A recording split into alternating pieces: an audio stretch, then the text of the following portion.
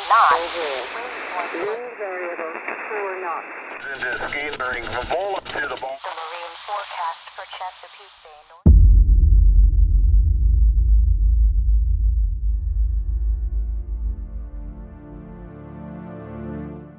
In Nairobi's informal settlements like Kibera, Mathare, and Kayole, accessing healthcare is a severe challenge. With just one doctor for over 5,000 people, public hospitals are overwhelmed, and private clinics remain unaffordable. Many families face heartbreaking realities: mothers giving birth alone at home, and children dying from treatable diseases due to lack of medicine, equipment, and even electricity in clinics. Nationwide, Kenya has only 19 health practitioners per 100,000 people, far below the World Health Organization's recommended ratio of 1 doctor for every 1,000 people.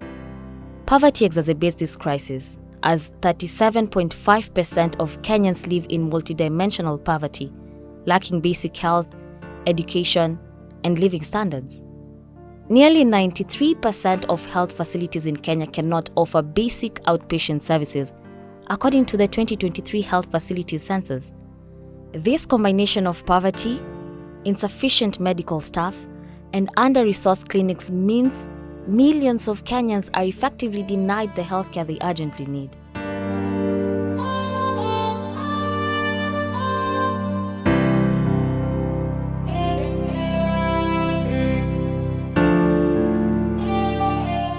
In the summer of 2021, a quiet story began to unfold in one of the most unlikely places, deep within the heart of Nairobi, Kenya. It began not with grand announcements, but with the humble footsteps of a mother and her daughter. Their names, Dr. Sarah Imam and her daughter. Their mission, to serve.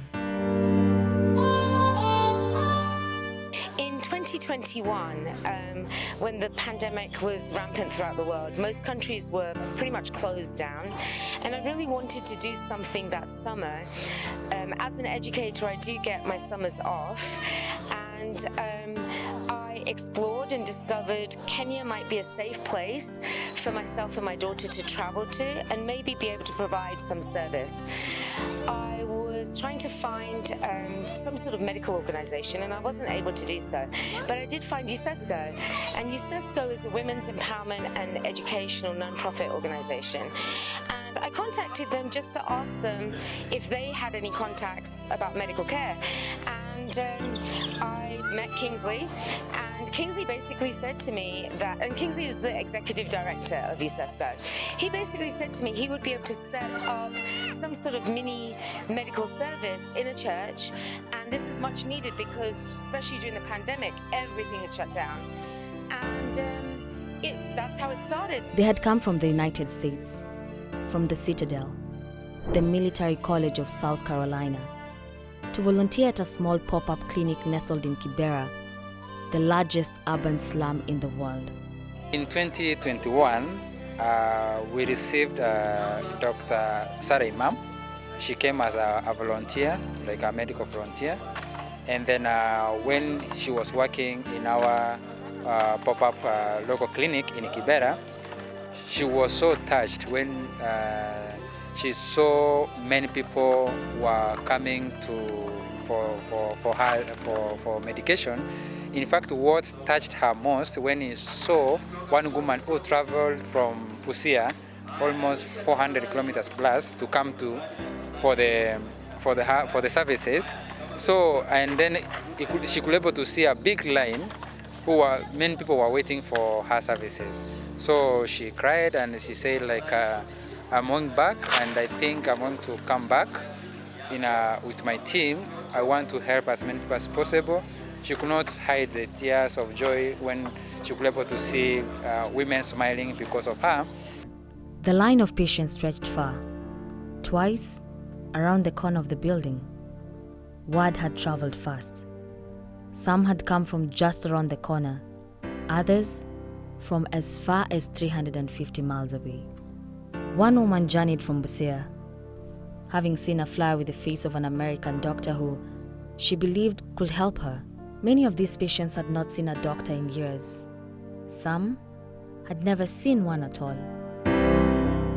That doctor was Dr. Sarah Imam, Associate Professor and Director of Health Sciences at the Citadel Military College of South Carolina. She gave her time, her energy, and her heart for 1 full month. But when she left Kenya in June 2021, something stayed behind. The very first day I came into Kibera, and there were about 100 people waiting for me at 8 a.m. and they were all applauding me that I had been there, and I just knew that this was my calling, like that I was able to do something to serve others. Towards the end, I started brainstorming that this would be a great opportunity for me to serve others, but also an opportunity to educate my students. So she went back and said, Kingsley, I'll come back. Kenya has stolen my heart. So I'm going to talk with my Citadel Foundation management to see if you can able to send our students and to come out to help as many people as possible. I returned in November 2021 to set everything up, and we had our first camp in summer of 2022. And return, she did. In 2022, her dream became reality. At first, it was just her and her daughter, a simple volunteer trip. But Dr. Sarah saw the need. She believed in the people. She came back, this time with her boss, Dr. Zain, to discuss something bigger, a partnership, a promise, a proposal to do more, and it was approved. The first Citadel UCESCO free medical camp was born, and it changed everything. Together, the Citadel Military College of South Carolina and UCESCO Africa launched one of the most impactful grassroots medical efforts in Kenya's recent history.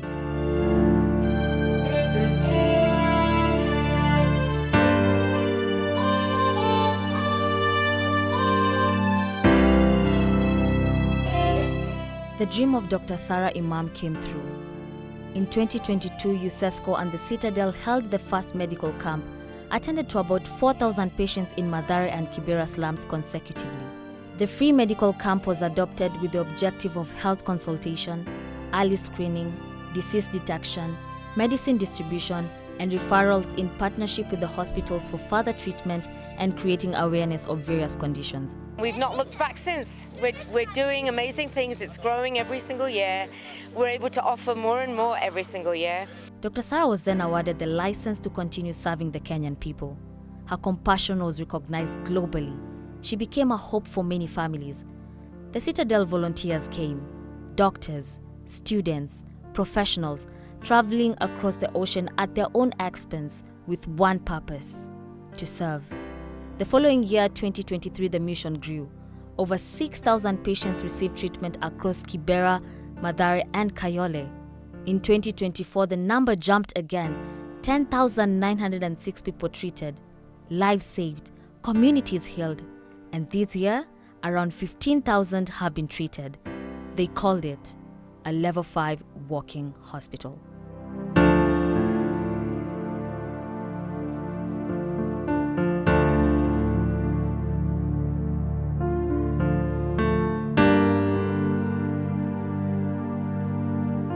Kayole witnessed an overwhelming turnout this year.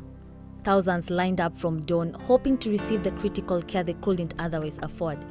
The most common test we have done here for the past 5 days is UTIs, and then the H. pylori, Helicobacter pylori, and then there's arthritis. Those are the 3 common ailments my team and I have tested here.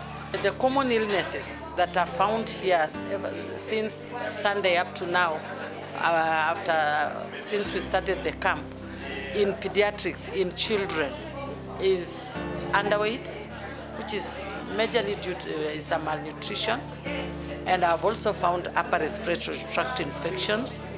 Another leading cases we have found here are allergic conditions, which range from the skin to the eyes up to allergic rhinitis. And The other thing I've also found is congenital malformations, especially the neural tube defects. And on this, I would like to advise the community to be attending the antenatal clinics early so that they get the supplements that are required that will prevent such a congenital malformations. For many residents, this wasn't just a clinic, it was a lifeline.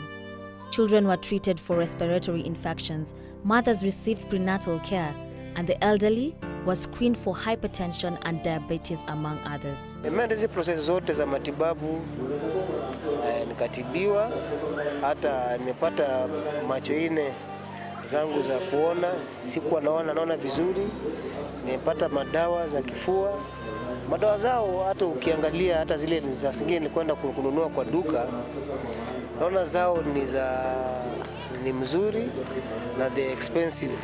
Hata saa zingine kwenda kwa duka ingenisumbua kununua kwa wakati moja. Dozens of cases were referred for surgery and follow-up, and for the first time in a long time, others could smile confidently again after getting free dental and optical services. Comparing last year, first of all, we have added more units in our medical camp.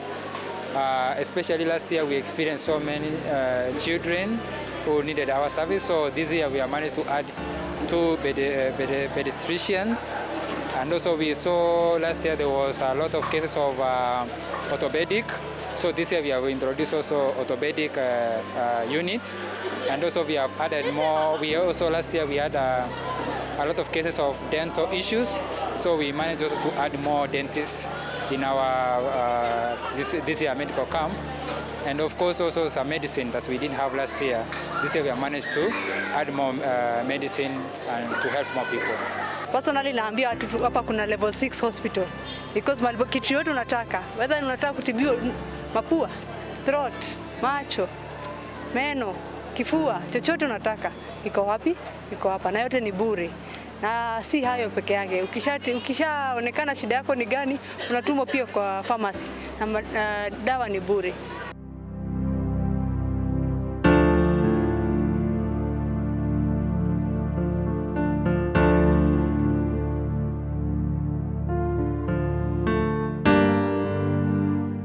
In Kariobangi, the air was thick with anticipation. This was the first time the medical camp was being held here, and no one knew what to expect. But word spread fast. Children came holding their grandmothers' hands. Fathers waited patiently under tents, hoping their names would be called. The medical tents became sanctuaries, places where pain was named and for once treated. Nimefaidika. Kwa hivyo hata sasa dawa unaona moja nimeanza kumeza. Ndio niendelee bado kutumika kulingana na sasa, kama injakuwa ni fedha zangu ningekaa hivyo. Ni vile mmeleta usaidizi, nimeamua nikue nanyi na ndio niendelee kufaidika, kwa sababu hata nimesibeba za viungo, kwa sababu hii gari nikipeleka inaniumiza mazoezi. Thousands of residents, especially women and children, received care ranging from malaria treatment to gynecological services. And just like Sabina Claudia from Soweto, after experiencing a horrifying gender-based violence encounter which almost led her to miscarry, she found hope again after visiting the camp at Kariobangi. She states after trying to visit different hospitals, she still couldn't bear the pain. I wasn't feeling so well. Something really bad happened to me. Let's say violence in a way, so it hurt me a lot. So I came here because I was feeling so much pain. Nilikuwa under so much pain. Like nika body inatoka, nika sielewi. I was under so much pain. Yeah. So I just came here, nisaidike.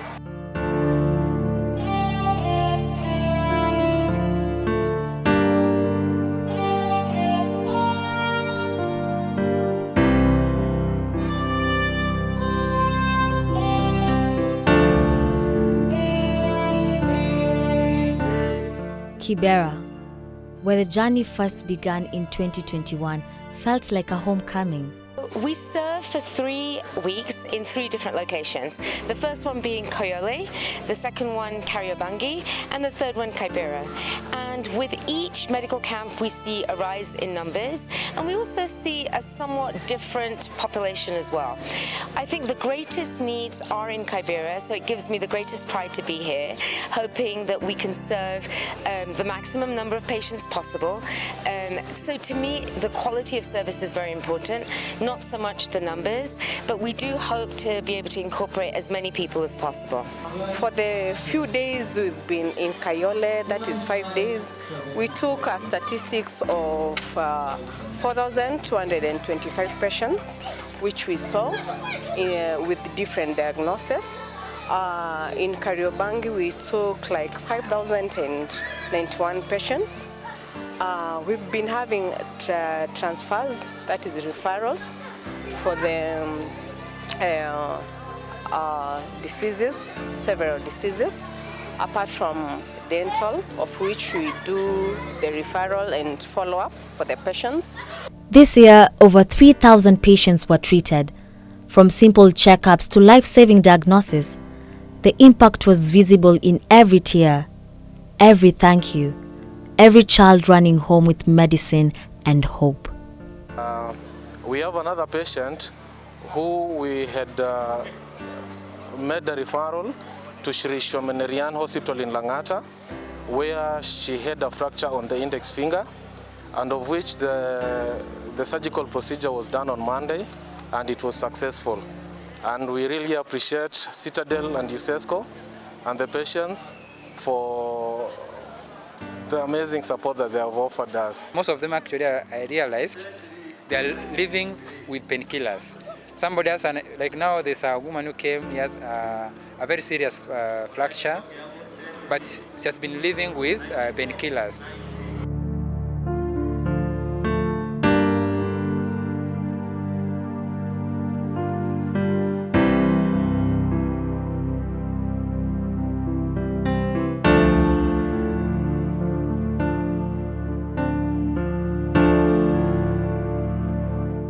This year's return of the Citadel UCESCO Medical Camp was marked by the highest number of students from the Citadel, the Military College of South Carolina. Students trained for a different call, a duty to their country, but this time answering a call to humanity, far, far away from home. We have the largest group of students that we've ever had this year, 31, and the passion for my team to be able to serve is just so beautiful to see. It's great, and my students are being successful. We've had the greatest rate of acceptances into their programs as well. So I know it's a win. It's a win for my students, it's a win for the community here, and it's a win for everybody that we hire as well locally. So we're hoping we're having somewhat of an economic impact as well.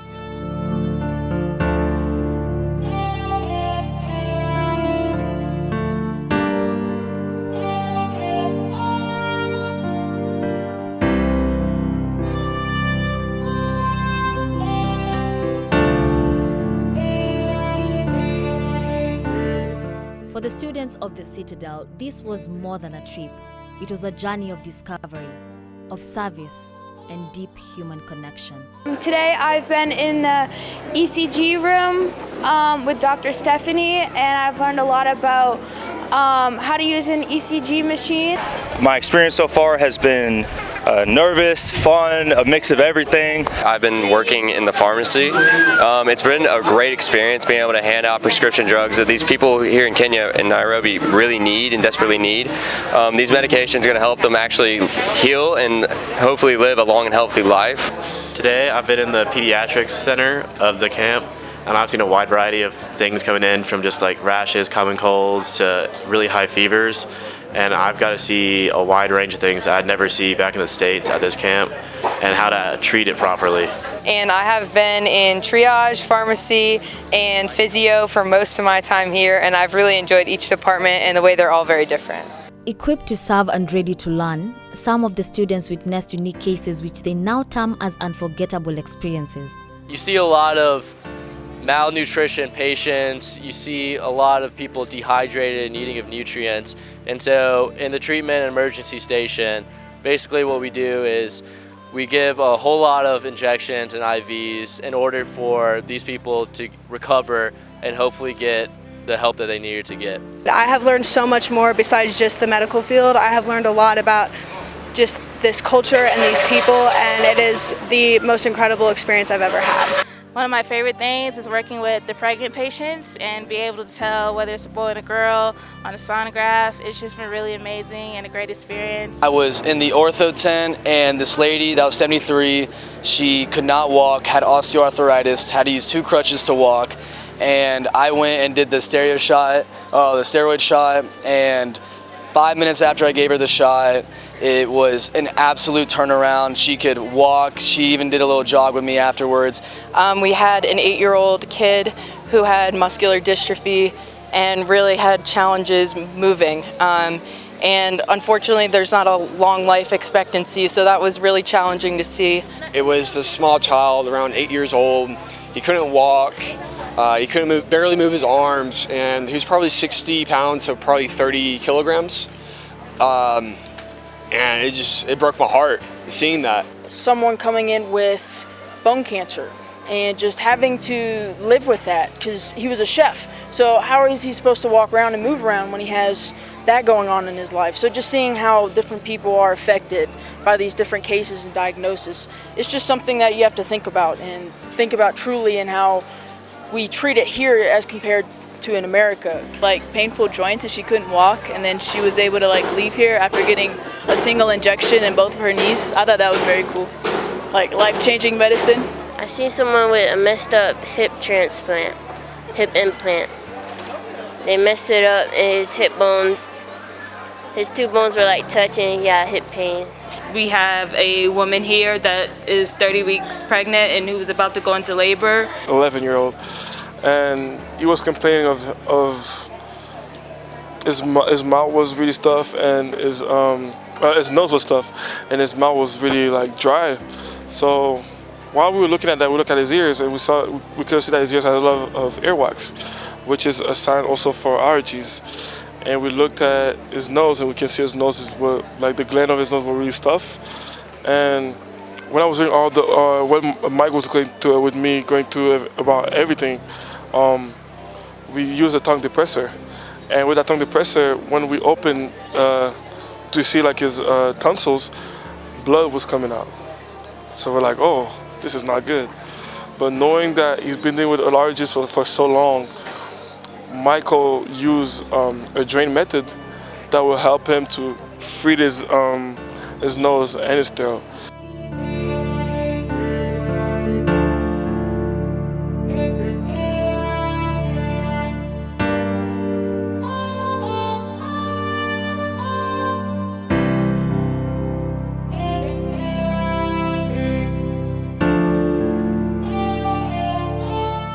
Hailing from Kayole, Lynette Nyanchama Ongeri had for months been battling severe pain caused by nerve issues from her back, which had made it almost impossible to walk.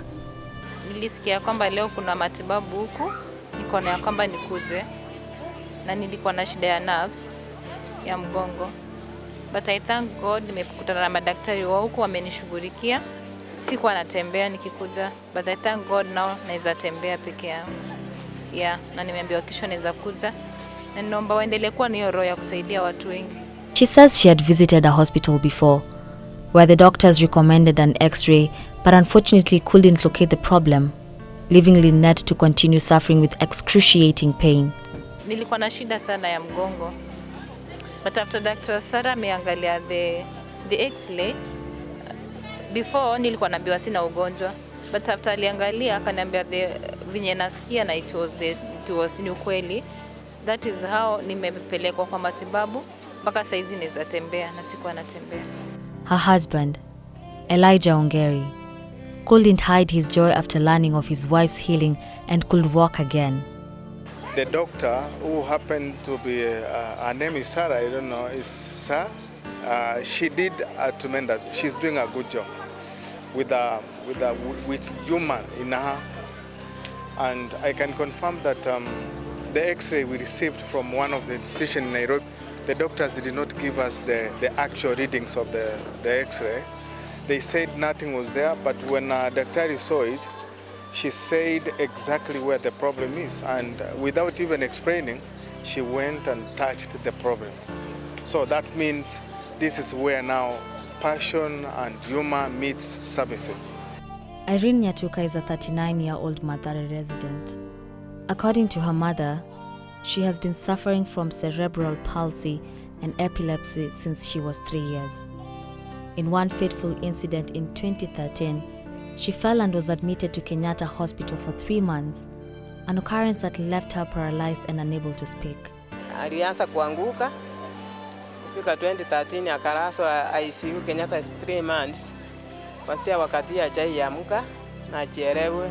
Josephine Mongare, Nyatuka's mother, says it has been impossible for her to afford a doctor since she's a single mom and her daughter's medication is very expensive. Madawa ni expensive. Sile madawa anatumianga Eprim 500 grams, Lamotrigine 100 grams, na Rivotril 2 milligram. So madawa zimepanda bei sana. She says when she heard the Citadel UCESCO medical campus coming to their area again, she felt relieved. Since she attended the last camp, she has not been able to afford a doctor again. Na nimefurahia wakati mulikuja hapa, madaktari mwezi wa 4 last year walinisaidia sana, wakaninunulia dawa ya miezi 2. Hata saa hii wameniambia wataninunulia madawa ya miezi 3 na waliniambia niongoje. Sasa nafinyika sana kununua madawa, kununua pamba zake diapers, na maisha ndio hii, na mimi ni mimi tu. Usaidizi napata tu kwa watoto peke yao ndio wanasaidianga. For baby Farhia Naima, it's now a success story after recovering from hernia. In 2024, baby Farhia was suffering from frequent stomach aches, a condition her mother, Farida, who doubles up to be a volunteer at the Citadel UCESCO medical camp, couldn't understand. Alikuwa mgonjwa, alikuwa na shida ya hernia. First of all, sikuwa najua kama kuna shida ya tumbo ya hernia. Nilikuwa tunaenda hospitali za kawaida, tunasema ni tumbo, na yeye mwenyewe anasema anaumwa na tumbo. Tunaenda hospitali za kawaida, tunapewa tu dawa za tumbo, tunarudi nyumbani. Same thing, tunarudi, tunaenda usiku, anakuwa na joto, tumbo, analia tumbo, joto, analia usiku mzima. Tunaenda hospitali, tunapewa tu dawa ya joto na ya tumbo, tunarudi.